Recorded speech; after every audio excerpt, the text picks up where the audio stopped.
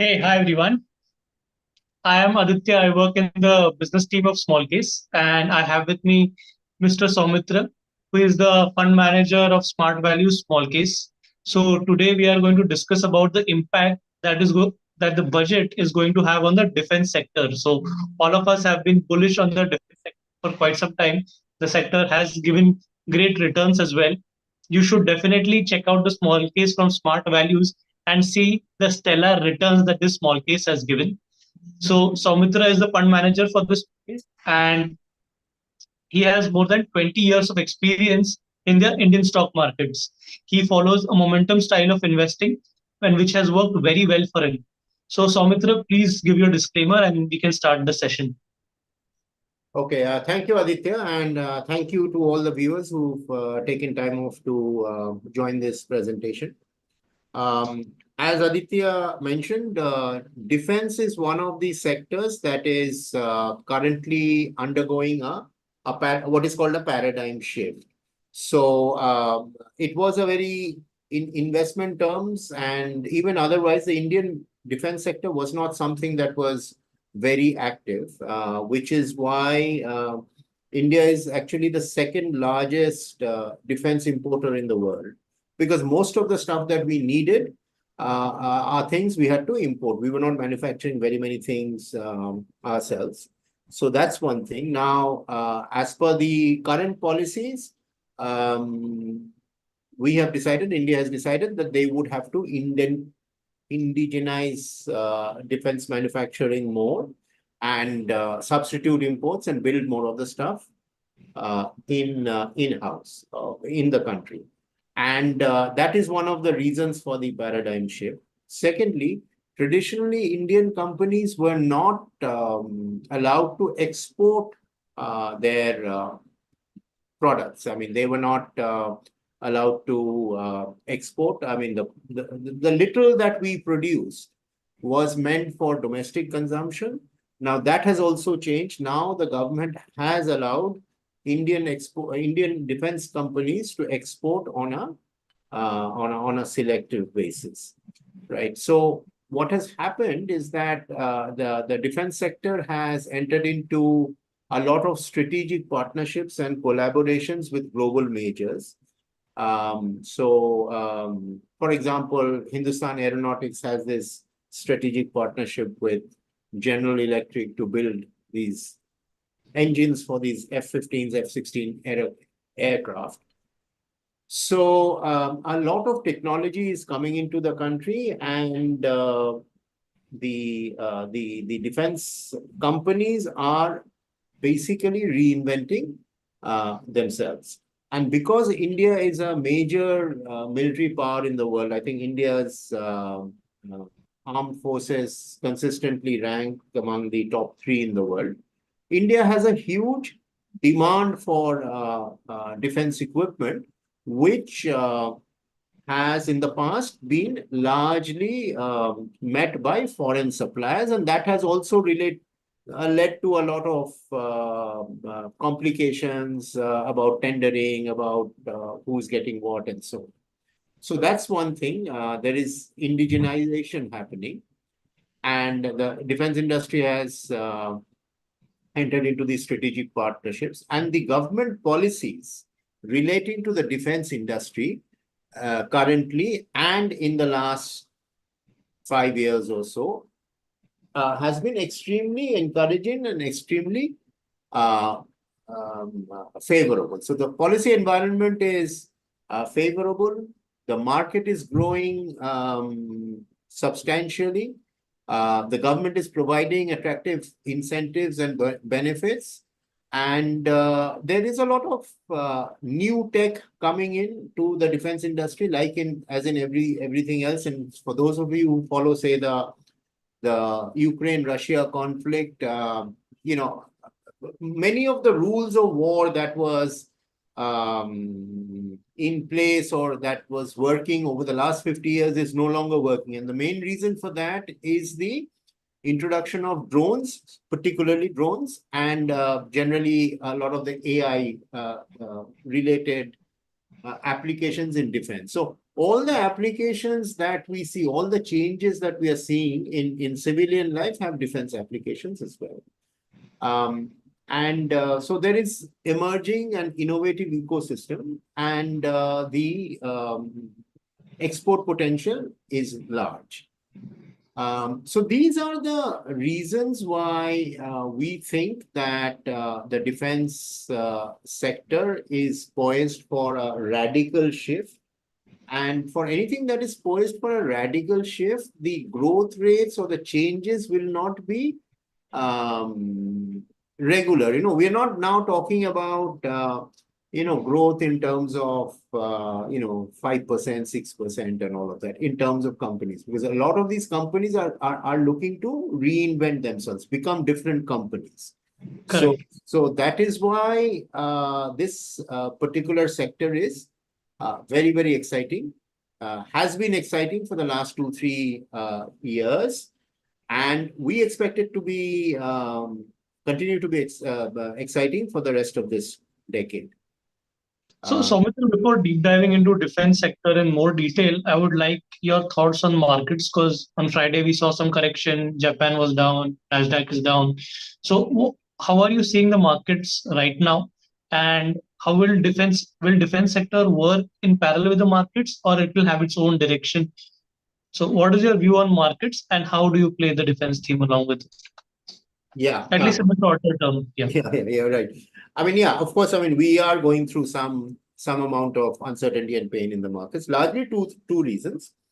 One is that there is a divergence happening amongst the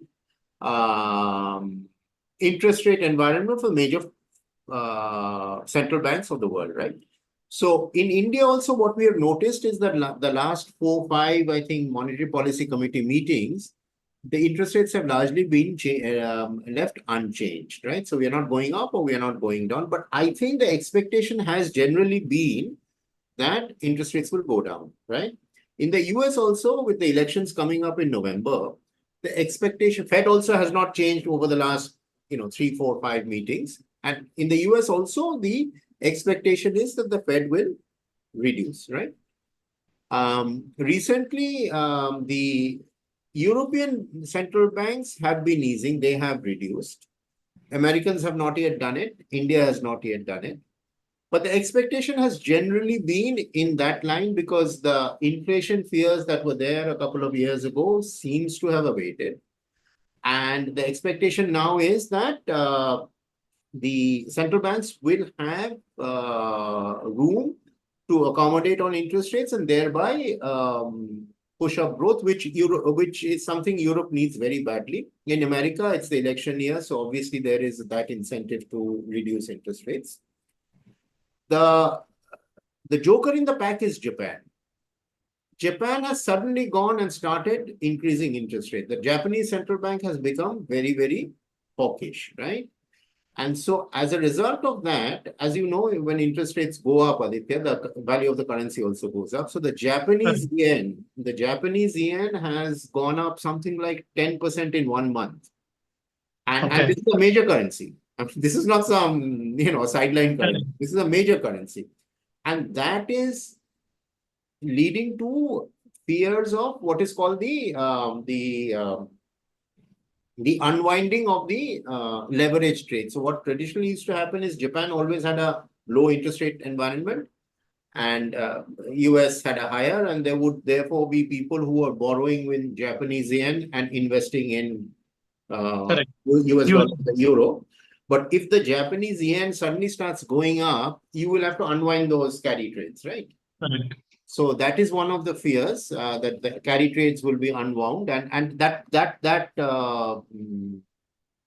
is huge. I mean, the bulk of it.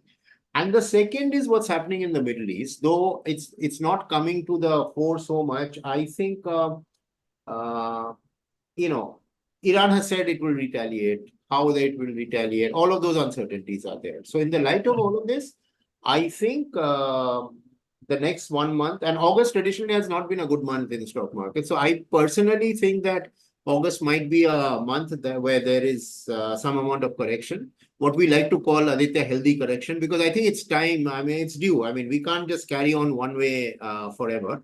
So I personally think that the correction is due, maybe August and September, 1 or 2 months of correction is due. Defense stocks are not bulletproof, right?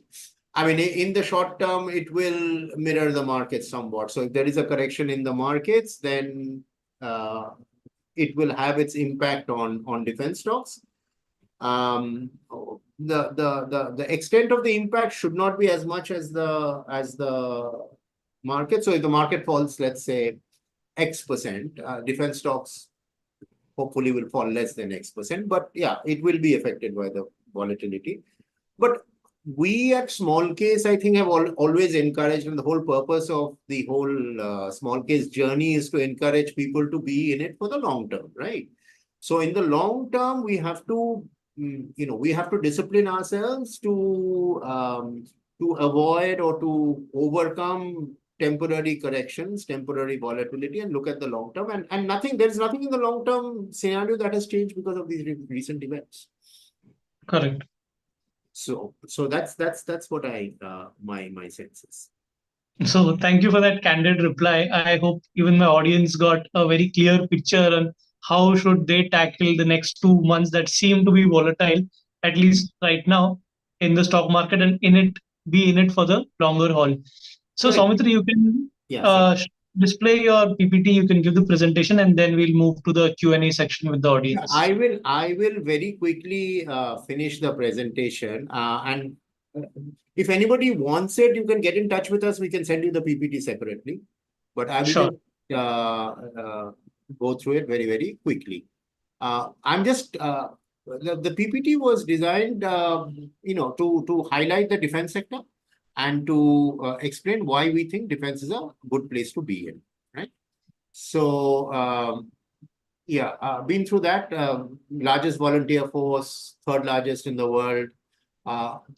Defense is 3.3% of India's GDP, and the value of current defense production in India is $1 trillion, and exports is only 2.63 billion. So there's nothing that we export. And allocations to this sector has been growing. There's been a 13% increase in the defense budget over previous years. Components, I think we all know it: Army, Air Force, Navy. Size. Okay, let's talk about size. Size is it was about 17.4 billion US dollars in 2024. That's going to go up to expected to go up to 23 billion in 2029, right? And that's working out to about roughly about 6% CAGR in dollar terms, not in rupee terms, in dollar terms, right? In rupee terms, it'll be slightly higher, and we'll come to that in a bit. And the major players, Hindustan Aeronautics, Bharat Electronics, and so on, which are in this market. It's a very lucrative market. It's a market manufacturers from all over the world look at, and it has good potential, and also because it has been prioritized by the government. So there has been a 21x growth in defense spending from 2004 to 2024. Okay, so it's a 21x growth, and while the base was low when we started, the base is not so low now. So the growth might not be that spectacular, but the growth would continue.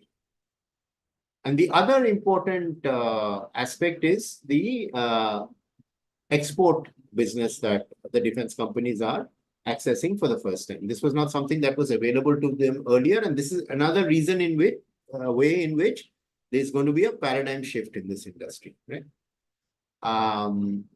These are some of the policy initiatives that have been undertaken by the government, which is very, very encouraging of the defense industries. Okay, so this is basically a list of the defense stocks, companies that are available, that are there, and where we can invest in. And almost without exception, all these companies have had spectacular rises in their fundamentals, in their sales, in their profits, and also in terms of their stock price. So, so if you see this, revenue of these companies have all grown by significant amounts over the last 10 years, really. But the stocks have not adjusted to that changing reality. And so that is something that is changing right now. But the more interesting thing is, these are the major players, but the more interesting thing is that there has been a lot of companies who are angling to enter the defense industry because of the potential that they think that is there. So all the major Indian groups, by and large, are or have a defense arm now, which is looking at opportunities in the defense industry, right? So like here we have Adani's and Apollo and Bharat Forge. These are all established Indian companies, Elecon Electronics, who are looking to enter the defense industry. And many of these companies, if you see, have been established many, many years ago, more than 50 years ago. And they've actually been in something, some other area, like Bharat Forge has been in forging, set up in 1961, but they are also now getting into the defense industry. So our optimism, the optimism that we have, is being generally shared. So here, if you see, Godrej is getting in, Jindal is getting in, L&T is getting in, right? Tata Steel, Tata's. So, so it is something that is very, very,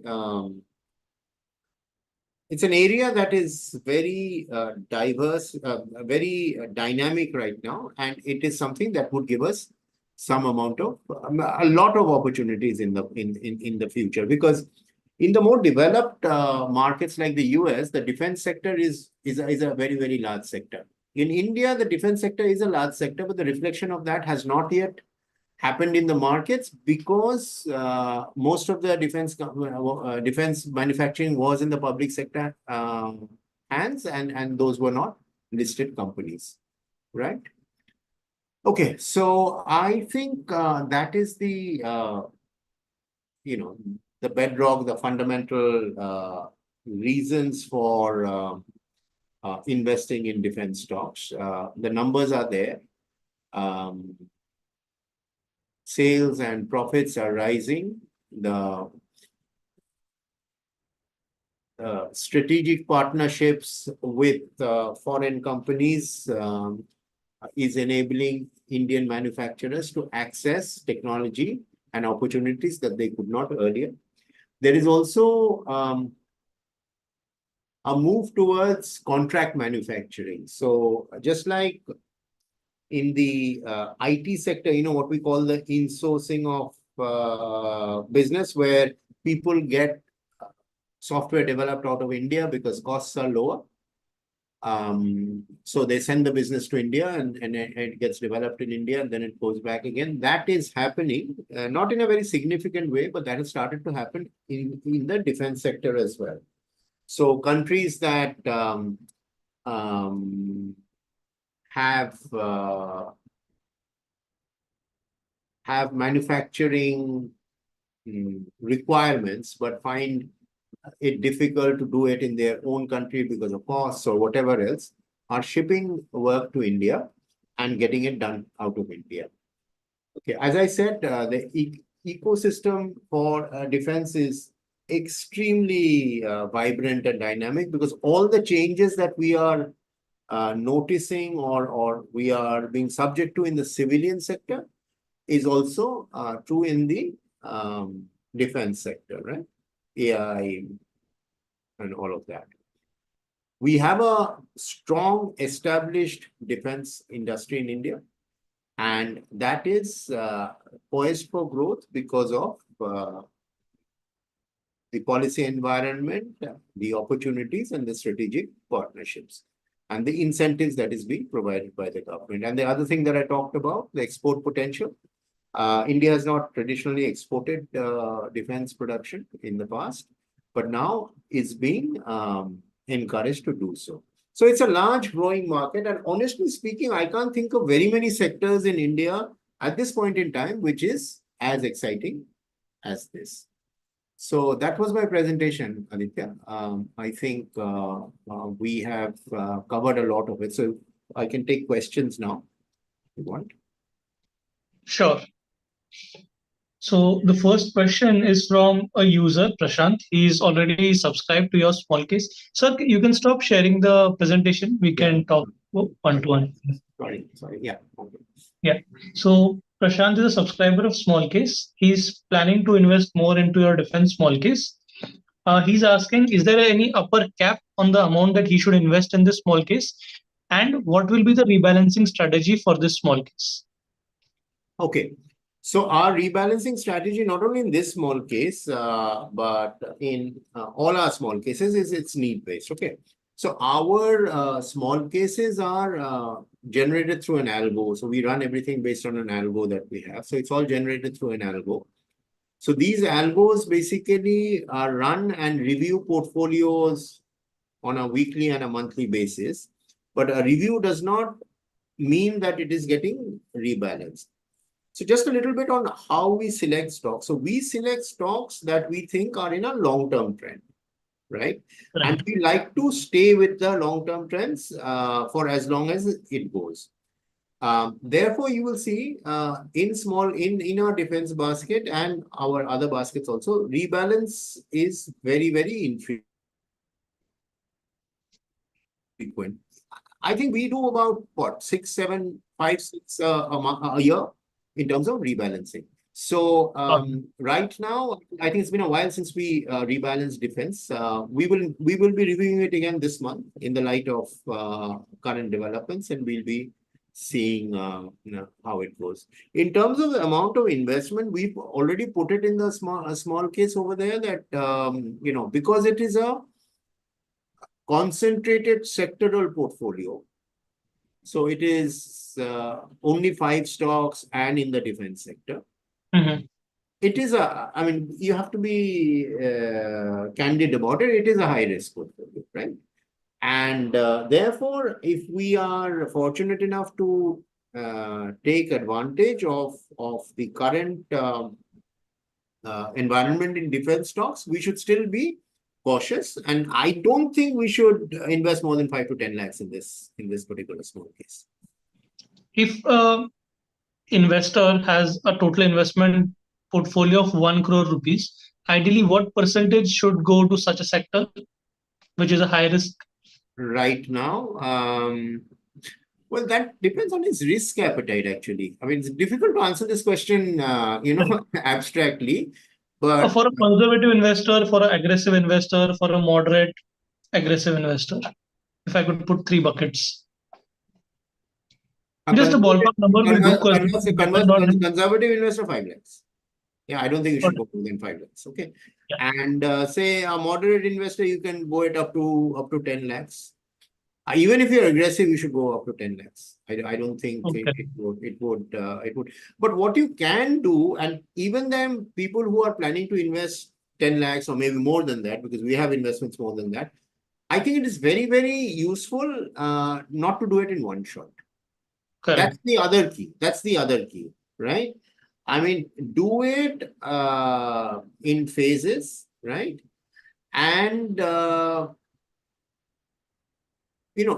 if there is a period of correction, then it makes sense to pause a little and then start again when it resumes, because I have very little doubt that it will resume in the defense sector. The momentum will come. Because so you're positive? Yeah. Because so far we have no indication. Okay. So again, a bit of how we invest. So we basically are we invest in momentum, and we are looking for market leadership. Who are the sectors and which are the companies which are leading the market, right? And the leadership profile of sectors and stocks, Aditya, remains stable over 2-3 year time period. It doesn't come and go like that. Okay, Correct. the leadership position stays, right?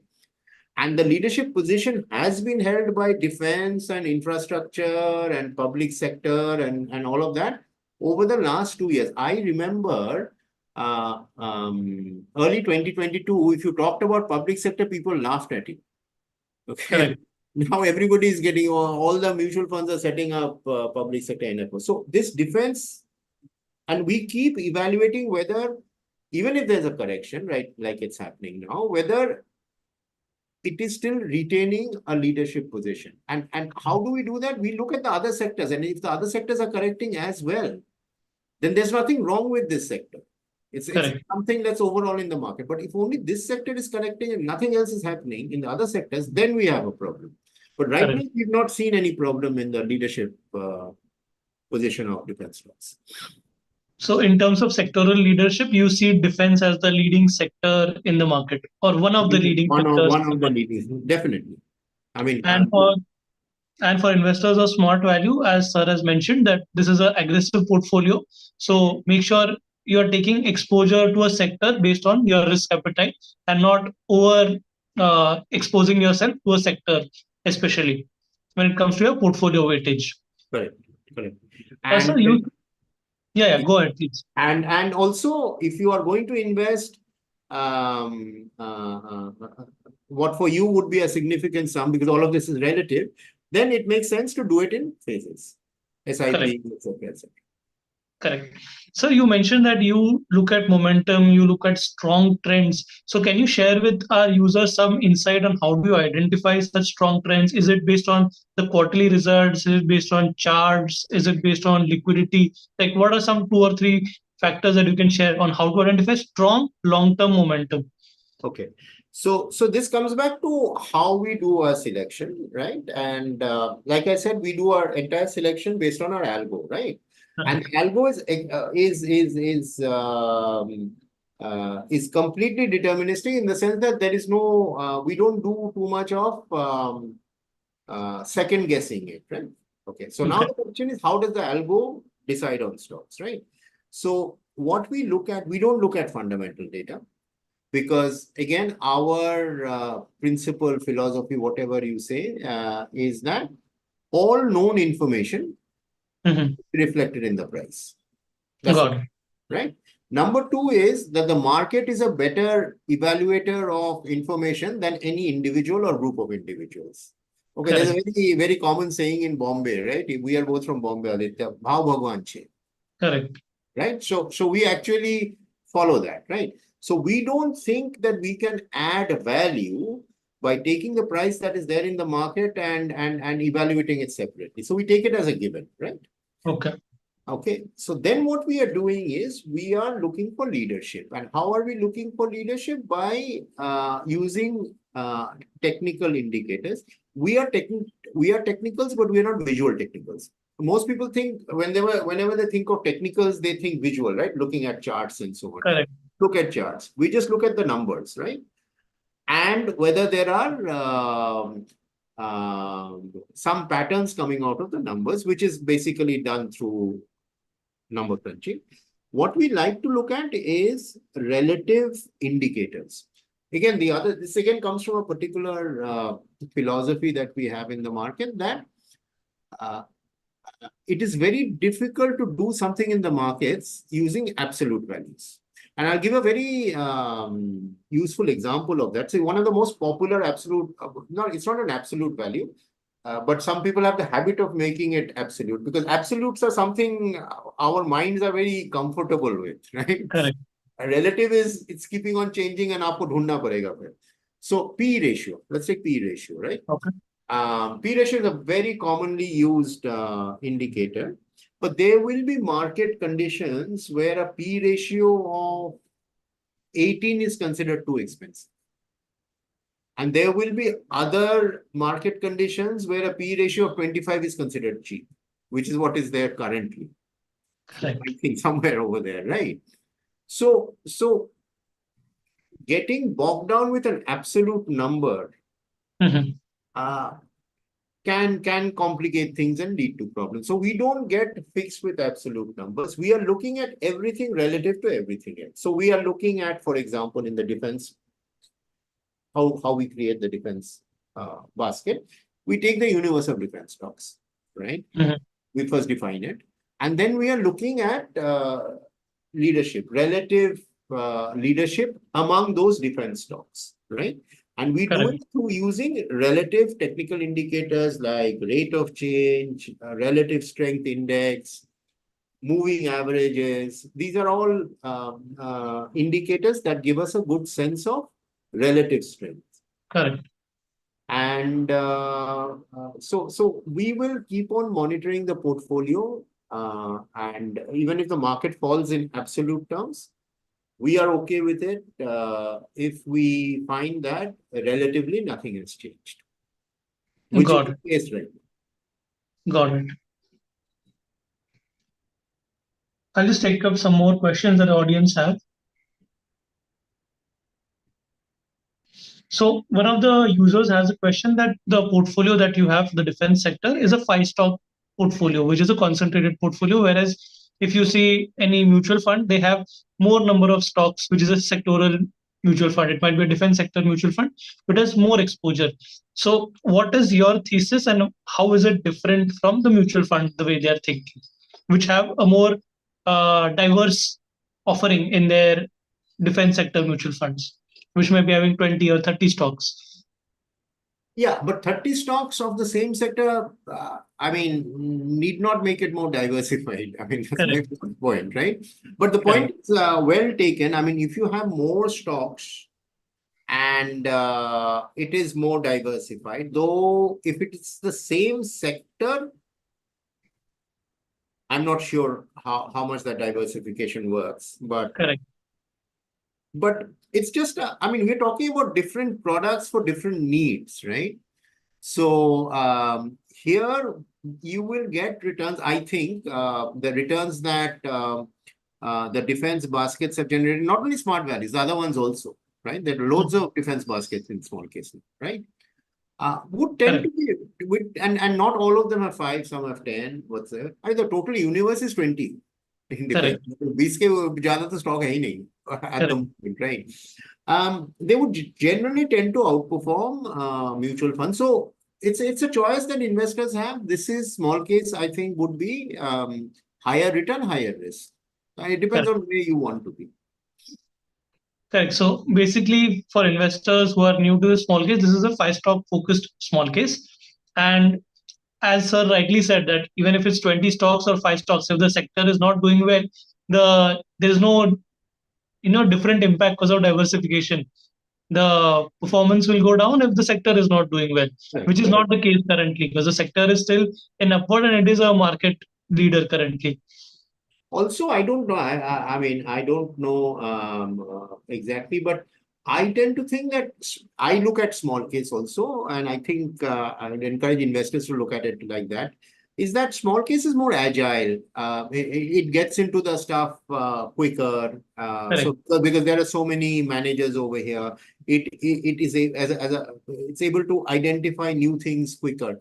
I'm not sure about this, so I'll just say that. But it's possible that defense baskets came to Smallcase before mutual funds launched defense mutual funds. I'm not sure about that data.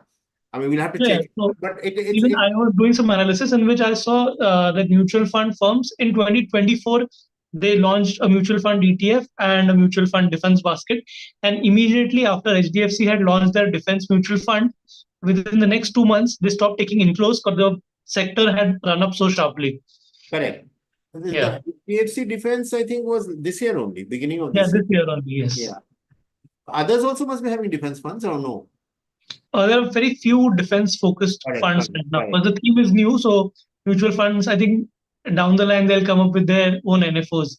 Like a lot of mutual funds have come I up know, with their I know. But yeah, it's interesting to see this, right? That, but I am sure if we do an analysis of the defense baskets in small case, they would have come in much earlier, I think. Yes, yes, We formed our defense basket in June of last year.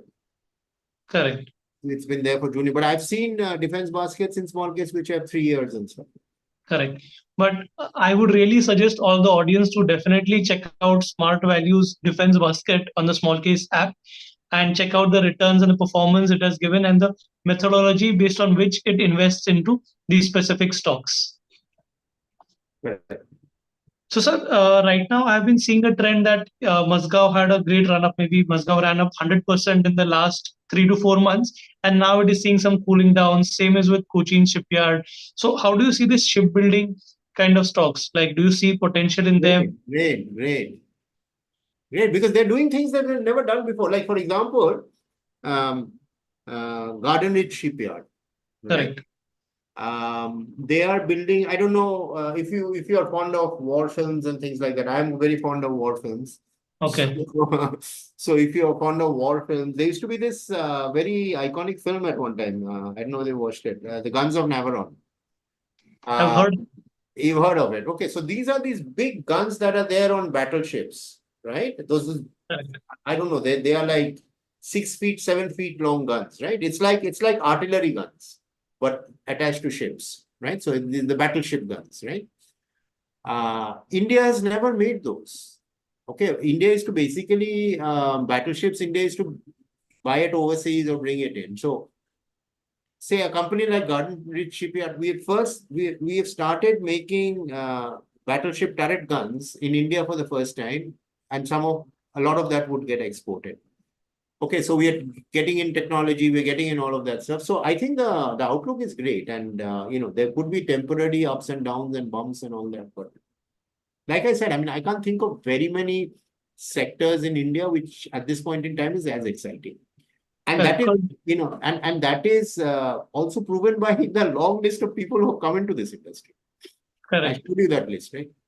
Correct. So I saw the list that you were sharing. It was a list of more than 20, 30 companies, and with prominent names like Jindal and Tata's coming into the sector. Bharat Forge, they're coming. Mahindras. Correct. So are you like keeping your eye out for these new entrants also that are coming into this sector so that they can be added to your basket? Okay, so that's another point, right? I mean, what we do again as a philosophy of how we create baskets. So we don't like to be in small caps. Okay. We don't like to. There are a couple of reasons why we don't like to be in small caps. One is that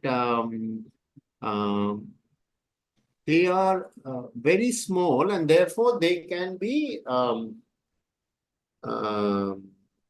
illiquid.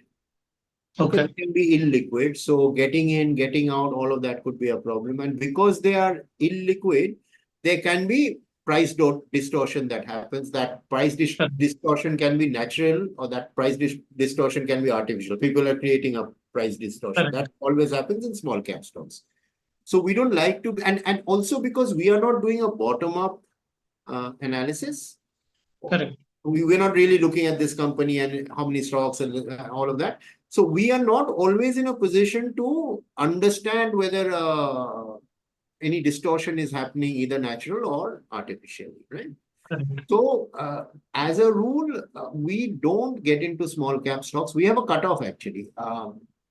We don't like to get into stocks with a market cap less than 10,000 crores. So 10,000 crore is the cutoff. Like anything below that, you will not. Yeah, I'm not saying that is absolutely line in the sand, but 99% definitely. Okay. 1 or 2 exception might happen, but 10,000 crores, we don't go below that. Okay. And there's another reason for that, because we've been working with trends for such a long time. And I think one of our catch lines in our small case page also is, you'll be surprised by what large cap stocks can do. Correct. Yeah. So if you want to get returns, good returns, you don't have to go to small caps. And there are enough large cap stocks that do this. And this year we've seen that. If you're right about the sector, right about the stock, Mazgaon Dog, you were talking about Mazgaon Dog. That's That's by any definition a large cap company. I think Mazgaodoc, I'm not sure where it is now because the market cap is changing so fast these days. I don't know where it is, but maybe it's now 30,000 crores, right? Okay. This is a large cap stock. It's a public sector stock. 4x in 1 year. Correct. Yeah.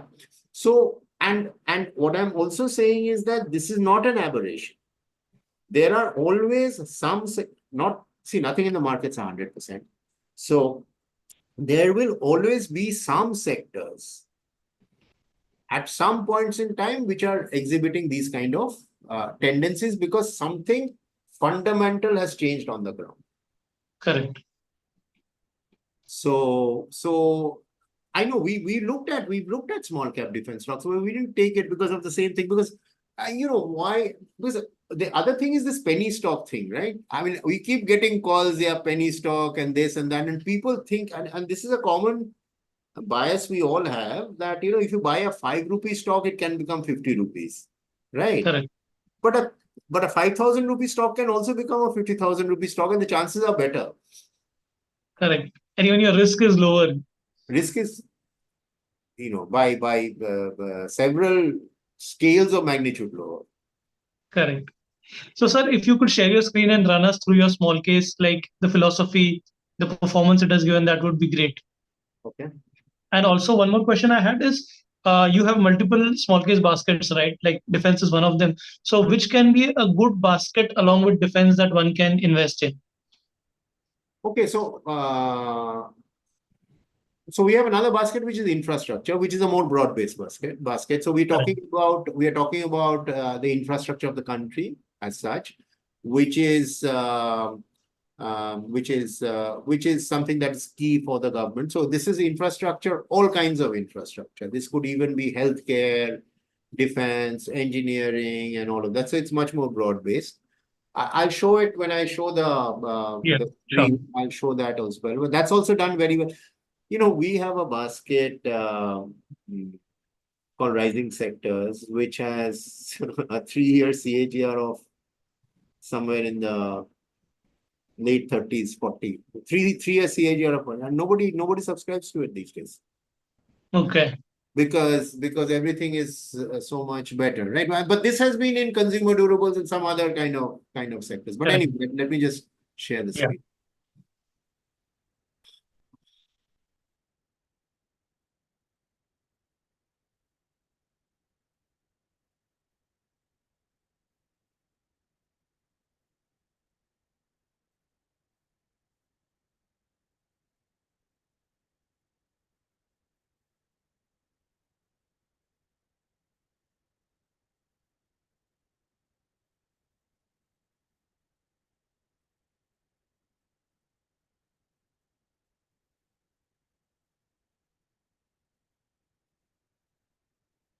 Okay, so this is our small case page, right? And yeah, so this is the defense. You can see it, right, Aditya? Yeah. So this is the defense. Yeah, this is the defense portal. We started it, like I said, we started it on May 23rd, 2023, before defense actually became a rage, right?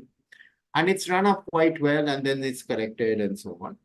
So currently it's about 190.7% CAGR. So in 1.5, not 1.5 years, 1.25 years, it's had a return of 353%. So 100 rupee would have become 353 rupees, right? 220% return. Now, in terms of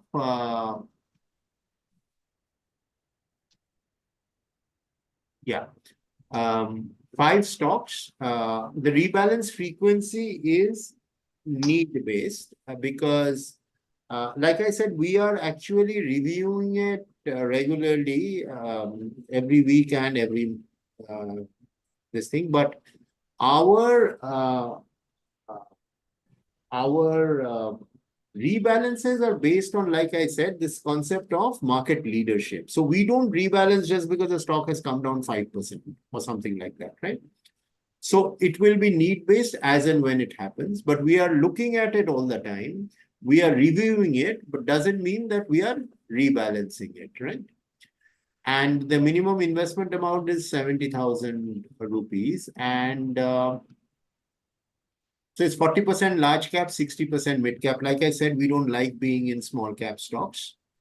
And the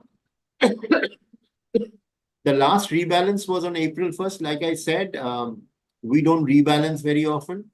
4, 5, 6 times a year is more than enough. So if we look at the rebalance timeline, we did one on April 2024 and the previous one in May. So we've actually rebalanced this basket only twice in its lifetime of 14 or 15 months or so. So like I said, the methodology we can talk about. The universe is a universe of prominent defense stocks. We do a lot of research to create the universe, right? But once the universe is created, then we do it based on algo. Stocks are selected based on momentum factor. All stocks are equally weighted, and it will be rebalanced on a need basis, right? Then we can talk about the fact sheet. 5 stocks, all stocks start with equal weightage, and at every rebalancing, the equal weightage comes back. Stocks are selected based on our momentum filters. And as I explained, our momentum filters basically filter out for leadership based on relative parameters, relative indices, okay? The market is reviewed every month. And as with the other very important thing is that we work with a lot of stop losses, right? Whenever there is a change or anything, we will stop out. But we don't actually work with any price targets. Correct. We don't work with any price targets because we've tried many times, but we've not found it. We found price targets to be very error prone, right? And what happens is that if you really have found the right stock, then you have no idea where it can go, and you tend to get out too early. So we actually don't work with price stocks. So what we essentially do is that we follow the stock, right? So in a way, you can almost say that the market is the fund manager, and the market is doing something, and we are just following the path, right? Correct. Yeah, so that's what we are doing, right? On the upside. So basically, you're letting it run unless and until there is something dramatically changing that makes you rethink. Correct. So eventually what would always happen is, and that happens for everybody, you will never, okay, I think this is one of the tenets of investment. I don't think anybody disputes. You can never find the top, you can never find the bottom, right? So we will also find the top, right? But what we found is that instead of getting out before we reach the top, it's better to get out after you reach the top and it's come down. Correct. If you know what I'm saying. Yeah. I get it. Yeah. So because this thing about having a price target and getting out on a price target and all is very error prone. I mean, it doesn't work most of the time, especially if you've got good. It wouldn't. I mean, if we had price targets for these defense stocks, we would have gotten out so much earlier. Correct. Sir, I noticed one very interesting thing that you showed and displayed right now is in this past 15 months, you had just 2 rebalances and you have managed to create a CAGR return of 190% that I can see on the screen. So how have your users reacted to this? Have your users been sticking up with this continuous trend with the stocks that you have recommended? And how should users ideally behave with your small case? What should be the investor persona, the ideal investor persona? I've actually got a slide on that. I'll pull it up in a bit. But big question. Okay. So I think, and this is a part of investor education, actually. This is a part of investor education. See, the stock markets are not very familiar ground for human interaction. And that's where the whole subject of behavioral finance comes from. The human mind has not been designed to understand financial risk. That is something that is accepted. there's enough research being done on this. People have won Nobel Prizes for stating this, right? Correct. The human mind has been designed to understand physical risk and all other kinds of risk, but not financial risk, right? Correct. So, so we get into stocks pretty much blind. Many of us do. Correct. There are certain pitfalls that we subject ourselves to, right? So there's this very famous example from the US, and I'll just talk about it a little bit, and then we'll talk about this basket thing. There was this very legendary, many of you must have heard of him. There's this legendary US fund manager called Peter Lynch. He's written this book called One Up on Wall Street, which I would, for anyone who's interested in investing, I would highly recommend that book. He managed Fidelity's Magellan Fund, right? And in fact, he's one of the people responsible for making Fidelity the largest AMC in the world. He managed Fidelity's Magellan Fund from 1977 when he took it over with an AUM of $70 million. And when he left in 1991, it had some 10x, $80 billion or whatever, right? And during this period, his CAGR, and this is the American markets, it's not the Indian markets, it's not emerging markets, it's a US market. This market had a CAGR of 30%. His CAGR was 30%. That means in a 14-year period, he must have done some 14x, 15x kind of return. So 1 rupee would have become 15 rupees. After he retired, Fidelity did a study so he has given you 30% return on an average. How much it is investors make, right? And what they found was something that horrified them. It horrified me also when I first came across it. His investors on an average lost money. Now think about it. Simple average. Weighted average of the investors would be the same as the returns that he had generated, minus costs. But simple average, if you take the total number of investors and how much return did you make on an average? Simple. On an average, they lost money. And why did they lose money? Because they're trying to time the manager, like they're trying to time the market, right? So Peter Lynch also had bad years, right? And they're trying to get in, get out, and they're doing the same thing. After he has a good year, then he will get in, all of that, right? So Correct. Yeah, so the important thing is not only to pick the right stock and the right basket, but stay in it. I mean, I think picking the right stock has much less to do with how much money you will make eventually than staying with a stock or staying with a basket. So I'll just pull out this slide, which I did just before this show. Yeah. Okay, so total return of this basket, I'm talking about the defense basket since we started in May of 2023. Total return is 353%, CAGR is 190%. Total number of subscribers is 334. Number of subscribers who made 100% return, 1. The number of subscribers who made more than 50% return, 4.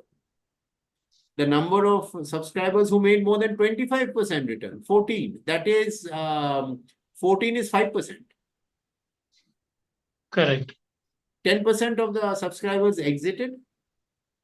30 exited and sorry, this exited with the loss should be 30. Anyway, 4 or 5% of the subscribers exited with a loss. So on a basket that's given a return of 190%, there are 13 people who actually ended up with a loss. And they got out with a loss, right?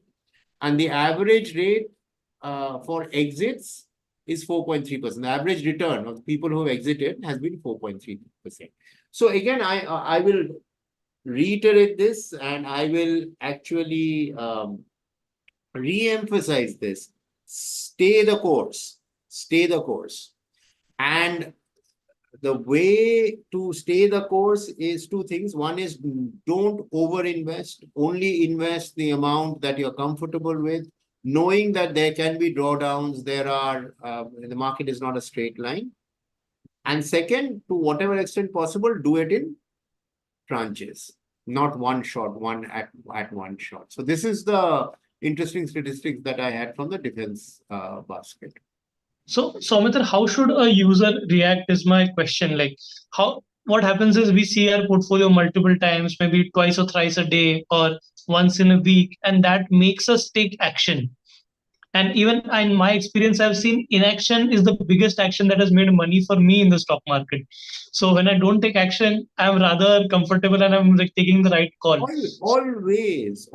And so I would like to tell the investors who come to Smallcase. I mean, why have you come to Smallcase? You have come to Smallcase because you want to rely on somebody else's judgment, right?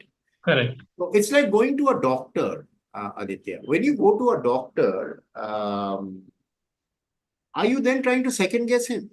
You do your research before you select your doctor, right? Correct. You have some problem, maybe some problem somewhere. And once you've selected the doctor, are you second guessing him? No, you have to go with the flow. Correct. But people don't second guess there because the medical field is unfamiliar. Stocks feel very familiar, right? Correct. But Though they are unfamiliar, but they still feel familiar because of the information and everything that is available. Correct. They feel familiar and they feel like I have some clients who are doctors, right? Correct. And who are inveterate gamblers. Before they Correct. go into an operation, and they're surgeons, or those Correct. stock kharid ke, they'll go into the OT room. Then they'll come, but they're doing it for fun, right? Correct. They're just doing it for fun. This is the gambling scheme. But what I'm saying is that doctors feel stock markets are easy enough to start doing it part-time. Will I ever feel that surgery is easy enough for me to start doing it part-time? No. Right. Correct. So that is the thing. So I would always say that, you do the research before you select the Smallcase basket. But once you select the basket, then trust the guy. Correct. So basically, come in with a set of conviction that you will stay the course and manage the directions what the small case manager is doing. You trust the gut of the small case manager that whenever he thinks it's right to rebalance, at that time the portfolio will be rebalanced rather than trying to guess, okay, it is not getting rebalanced, so let me get out of it. So it is not getting rebalanced for a reason. That is a rebalance in itself. On 4th of June, the day the markets crashed, right? The day of the election. The election crashed, right? I got messages during the middle of the day. I think that day the defense stocks fell 25% or something. I don't know what, some crazy amount. I get messages at 1 o'clock. Why aren't you rebalancing? Okay, so even if I rebalance, it won't get effective till tomorrow. So the thing is to be cool and trust the manager. And it is not possible to be cool because we've all been through it, right? I mean, if you have over-invested, if you have put in more money than your risk appetite should allow. Correct. That's what creates a lot of panic. So, Soumitra, I had a great conversation with you, but before we move out, I wanted to know your final thoughts and comments on the sectors and how investors should behave, on how to look at markets ahead. So, if you could share your thoughts. Okay, my thoughts by definition are my thoughts. Okay, so subject to that caveat, I will talk about the way I have done it. So basically, the market is like a great churning machine, right? Like I said, and all sectors are not don't do equally well at all points in time. Right. So I think it makes sense to be able to identify which sectors are doing well, and then within that, which stocks are doing well. Right. There is so I don't follow the value school, right? And I can be subject to criticism for that. But this value school where you actually go for undervalued stock and then wait for it to turn and all of that kind of thing. Is something that works for many people, but it hasn't been something that has attracted me. So basically find the stocks or the sectors that are doing well and be in those sectors and be in those stocks. There's a lot of research, Aditya, that's been done also in terms of asset allocation actually, or sector allocation actually has a far greater impact on your returns than stock selection. You Correct. got to get the sector right, the stocks right. Yeah. Correct. But that doesn't mean that value investing or this. So that's the other thing. I mean, that doesn't mean momentum is better than value, or I'm not for a minute suggesting that. Different things work for different people. Correct. And even for users or investors or subscribers, it is very, very important for you to, I would think, select a method first. Which one you would follow? Because doing aadha ya aadha hua will totally make it messy. Correct. So thank you, Soumitra. Thank you for sharing your thoughts. I had a really great time talking with you. Thank you, Aditya. I really hope defense sector plays out really well from now onwards. Also, because what happens is when you see a 200% CAGR in a year, people think कि ये आगे और बढ़ेगा कि नहीं बढ़ेगा. That is one doubt that people have. But in your session, you have clearly explained that you are positive on the sector, and this is just a change that has happened and how the companies are pivoting and the entire business model is shaping out. So Correct. this is, yeah. Yeah, correct. But corrections also can be time corrections, right? Correct. Not only price corrections. There can be time corrections. So for the next 5 months, 6 months, it does nothing. Correct. Those things can also happen. But for the long term, it's a very exciting thing. So ideally, for what should be a time duration of a user if he is sticking to this basket of defense for 1 year, 3 year, 5 year? How long should his horizon be? Or he should just trust your judgment till the time you are playing the small case and play the theme with you. Yeah, at some point in time, I guess we'll play it out or whatever, right? Correct. We'll stop it or whatever. Yeah. So basically, you have once identified a quality fund manager, just stick with him and follow his directions, like you take from a doctor. I think so, because if you're trying to, like I said, talked about, I mean, this was astonishing. It was so astonishing that I actually sent the news clipping to one of the SEBI members saying, do you know this? I mean, most of the time people make losses in the stock market because of their own problems. It's got nothing to do with somebody manipulating them. They manipulate themselves. Correct. Got it. So I think our users have taken this important lesson from you today. I wish you all the best for your small case. You can be invested in the best thing in the world, but still make a loss. Correct. So I'll round up this session for today. We'll stay in touch. Users can definitely subscribe to the Defense Small Case from Smart Value Small Case. We have shared the link with you in the chat box. If you have any doubts, feel free to message us, and we are more than happy to help you out. And stay tuned to the Small Case YouTube channel. We'll be getting more such fund managers to talk with you and share their interesting insights with you. So thank you. Have a great weekend and bye. Thank you, Aditya. Thank you for having me. Yes. You can leave from the Zoom call now. Yeah. Yeah. Thank you. Bye. Thank you.